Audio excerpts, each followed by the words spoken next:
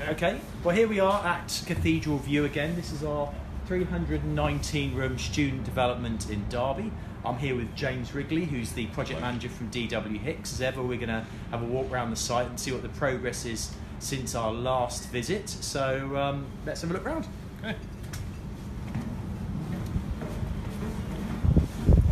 Caroline said to make sure that we're closer to the camera if we can be, so the sound. Okay. So, okay. Right. The big difference you'll see straight away as we walk through is that the groundworks for Block B have started in earnest. Yes, that's really changed. So I can see the top of the rebar here. Yeah. But for people that don't know what rebar is and what they're looking at, can you just explain that for us? Okay, what you can see is the formation of the ground beam, ring beam. It's effectively the concrete slab. The foundation slab will sit on top of the ring beam, and internally the pile caps, which you can just see sticking out there and there, and that supports the ground floor slab. And the pile caps being with the yellow and red pile, Yeah. And how many piles do we have this size? Is it about 300? Yeah, about 300 odd piles over the two blocks. And this one being Block B. This is Block B. This had slightly larger piles going in at 450mm diameter. What you can actually see is the starter bar coming out for the precast concrete columns, which will take the podium slab. Right. And if you look at one of our previous videos, if you want to know about the piling here at Cathedral View, about 2 visits ago, we had that one. So why would the piles here be wider in Block B than Block A? Other than because the structural engineer said so. Okay. You mean it comes down to the calculations Right, that they okay. perform. It's as simple as that. Right, okay. It'll be the most efficient way of supporting the structure. Right. And it is beyond my level of technical ability to... Fair enough. I thought you knew everything, James. No, I'm afraid not. Okay.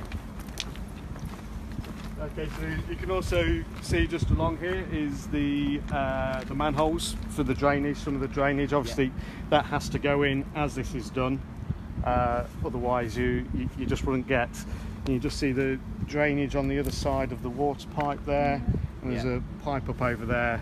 Obviously, once this is cast, there's no way of getting your pop-ups into the building, so this is all done as they're forming. And where's that storm drain that we saw last time? Remember that big precast concrete drain? Yeah, as we go over to Block A, you'll see. A tiny little... Well, no, it's just different manholes for different applications, really. The large manholes here So we can are all over on Block A. We can actually see quite well the ring beam here. That's correct. Can you just explain what a ring beam is, please, James? Okay, yeah, it just helps to support. Well, it's the largest part of the support of the ground floor slab. So if you can imagine a table working, the table is supported on 4 legs.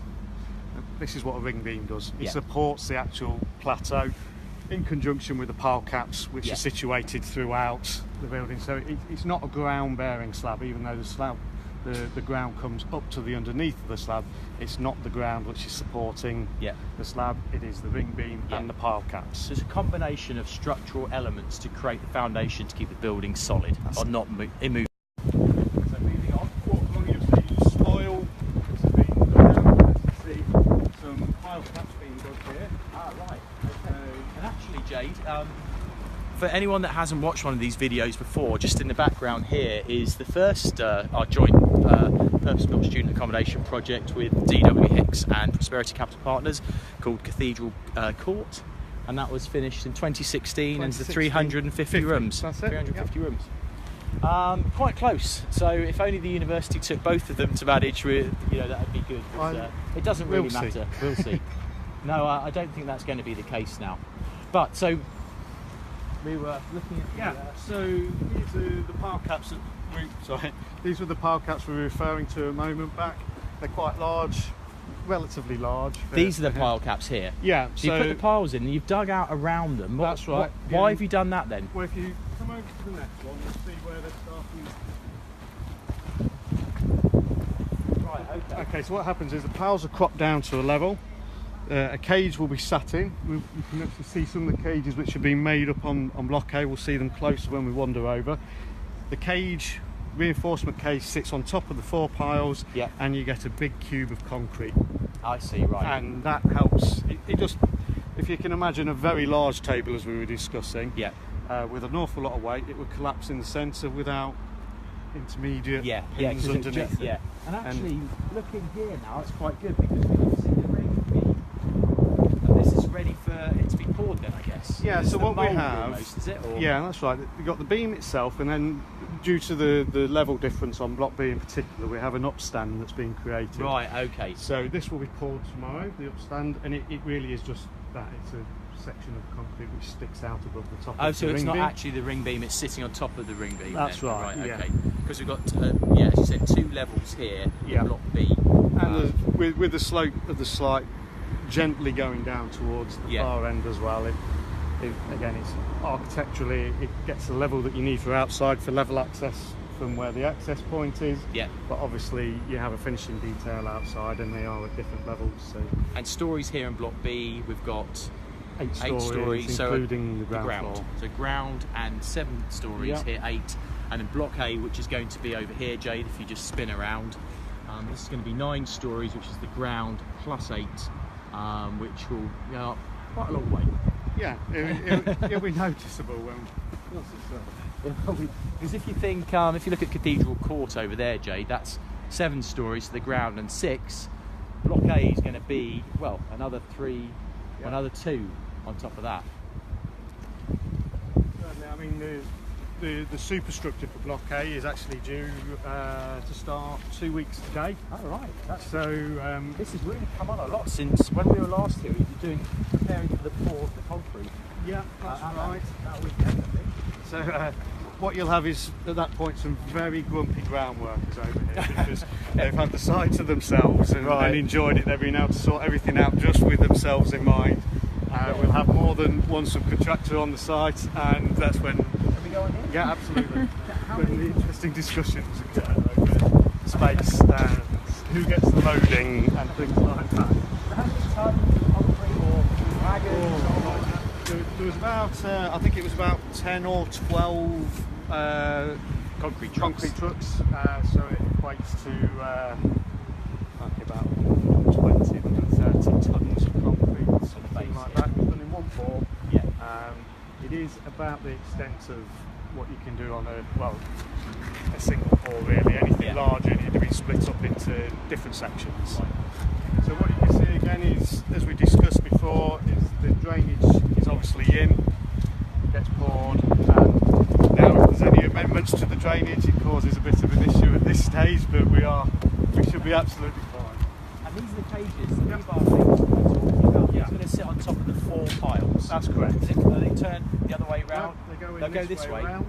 These will sit this way up on There's a couple of different shapes as well. So what we have is the square ones. Yeah. I mean, it sounds very obvious, but square one which sits on the 4 piles over there, but we've also got some triangular ones which sit on 3 piles. Right, okay. It just depends how the site's laid out, I guess. It's exactly that. Again, it comes down to the calculations that the structural engineer makes and they decide what we have where. Just in case you're watching this video for the first time, we've got the Joseph Wright Centre here, which is part of Derby College. This is an FE college, it's not a higher education facility, so students living here won't be going to that college. I mean, it would be quite handy. It would be. Here in Derby, if you don't know, the university building's about 1.5 miles over there. But students at Derby want to live in the city centre, which is literally over behind our other development there. So just so that put it into context. Okay, so is this one of the storage rooms? No, that is a lift shaft, which is currently serving as a secondary swimming pool at the moment. The lift shafts themselves are actually the precast elements for the first sections are arriving on Friday. So the next time you're here, not only will you see part of the structure up, but you'll also see the lift shaft core. 6 stories or so will be freestanding. Right, a bit waiting. like at Globeworks where we've seen the... That's exactly right, yeah. How many stories do they come as precast? Do they just all go on top of a single story, or...? They come 2 sections to a story. Right. So those 6 stories will be 12 sections. Right. Okay. And then just behind you, the other big difference is there's a crane. We had that last time, didn't we? No? Okay. The base will have been poured and ready for it, but this is a different crane to the one we had at Cathedral Court. That was the blue one, which only just made the top swing over. I remember Rob saying, I said, is this going to be tall enough? And he kind of went, I hope so. this one will definitely be tall. Yeah, that one will be. I remember the old one. It was the old man, I think. And when we kind of stood coming over here, is where we put in a planning application for a change. So this development's currently 319 as per the planning, but we've managed to fit another 7 rooms, effectively another wing over here, and take out the plant, which is going to be put, not the plant, the refuse stores, which are going to be put over the back over there. So it's currently 319 rooms, but pending planning is going to be 326 student rooms. Anything to see? Else to see over here? Well, only with regards to that, of the extra 7 rooms, 3 will be where we are. Yeah. And the cutout in the slab that you see there is to take the hot rolled steel, which forms part of the building in this section, right, which just allows the dual use. Whatever is eventually agreed can be just here, done. right? Yeah. Okay. Yeah. So you'll have one leg there, and then just behind you can see the plywood on the ground and the respective legs for the hot roller that are in there. We're hopeful that we will get those extra sets. Yeah, I mean, certainly we're planning that it's going to happen. This is a bespoke design which is put together by Cartwright Pickard, and they've put in our supplementary planning application for those extra rooms. So you were mentioning the large. Oh yeah, the huge. If you look in the last video, there was this huge precast block, and that's the storm drain, is it? Yeah, this is the storm. The attenuation tank is just underneath where all of the bar is. And what, for our watchers, what is an attenuation tank? An attenuation tank is a way of slowing down the water that is collected from the roofs. Yeah. So obviously a large surface area, if there's heavy rain, it's a lot of water, and it just slows the water going into the sewers. It's quite big, isn't it, this attenuation tank? Yeah, it is. I mean, underneath, I mean, it's totally covered now, so you can't see it, but it extends to the majority of what you see underneath this area. And they are, for want of a better word, they look like egg crates or bottle crates. Yeah. Just slow it all down. which are wrapped in, it's like an underground reservoir. Yeah. And within that particular storm drain is a hydro brake, which then allows the water out at a given rate. Yeah. And where we're stood now, this is going to be part of the rear area behind Block A. And are we having one entrance over here? There is an entrance. Is it going to be like the the bikes and stuff? Dedicated use of it is still up for discussion. Whether we need a totally separate bike entrance or whether it'll be a mixed cycle or The bike racks are going to be back here, aren't they? Yeah. Okay. Extend along the bike. In terms of the schedule, how are we getting on with the schedule? Yes, fine. That's the right answer. Yeah, So, I mean, we're progressing nicely on site as ever. It's it is a fast track project, as you're aware.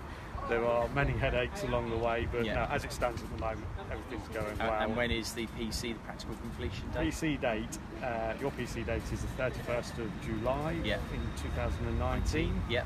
There's no reason as it stands at the moment that we can't make that. But, weather permitting and all of the things, no. We're as far advanced as we could be at this stage. And what the so when I come back again in 6 weeks' time, what's the key activity what the key differences that we'll see, do you think? You'll see superstructure on here. 6 weeks' time we should be approximately 3 stories, so ground plus 2, give or take.